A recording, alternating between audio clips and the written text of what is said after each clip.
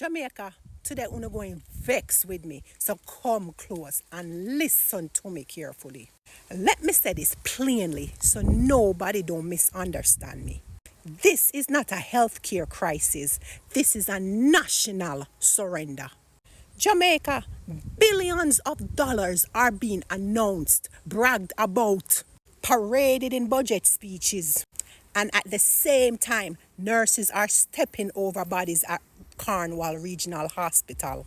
And if that does not shake you, Jamaica, you are already numb.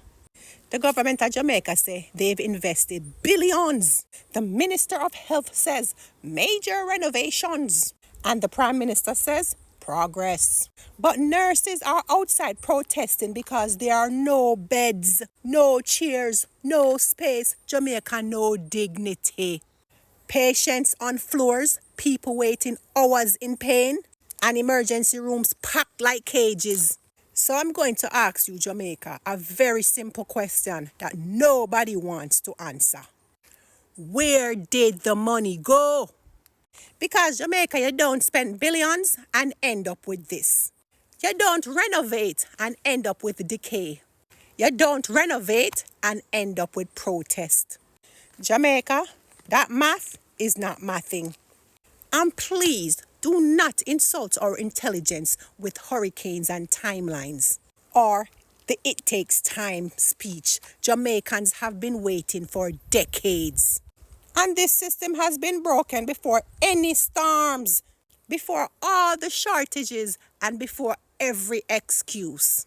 So Jamaica, this is not about weather. This is about misplaced priorities and tolerated incompetence. Jamaica, let's be real. If this was a private hospital for the elites, this would never be allowed. Now here is where I stop protecting feelings and nofa uno I go vex with me. Only a few nurses stood up.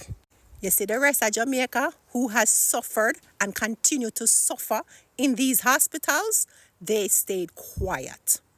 No mass outrage, no public stand, no flood of people screaming enough is enough. And that, Jamaica, is the real emergency. Because now we are not just victims, we are willing participants. Yes, we have accepted the chair, we have accepted the floor, we have accepted the weight, and we dang sure have accepted the disrespect. And we say, at least it's free. Wanna just be grateful. I saw the thing set. It's just Jamaica. And that mindset, Jamaica, is what's unaliving us. Because Jamaica, you just don't die when the system fails us, You die when we normalize that failure. So let me be brutally honest with you, Jamaica.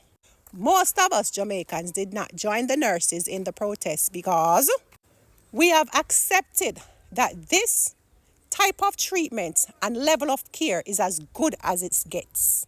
We've been trained to endure instead of demand. We've been trained to survive instead of resist. And we've been trained to whisper instead of roaring. And while Jamaicans stay quiet, the system learns one thing. Yeah, man, they'll tolerate this. Now every silent waiting room is permission. Every shrugged shoulder is approval. And every mind my business is a green light. Jamaica, this is not just about nurses alone. This is about all of us. Because today, it's the nurses protesting. And tomorrow, it's you, Jamaica, bleeding in a chair. It's your mother bleeding in a chair. It's your child bleeding in a chair. And don't fool yourself, Jamaica. No amount of money is going to save you when the system collapses. Not when there are no beds. Not when the staff is burnt out. And not when the infrastructure rots. So I am going to say this without any apology. A country that accepts inhumane health care and treatment is a country accepting its own demise. You see, the nurses that stood up, they were not extreme. They were just honest. And so the rest of us in Jamaica need to decide.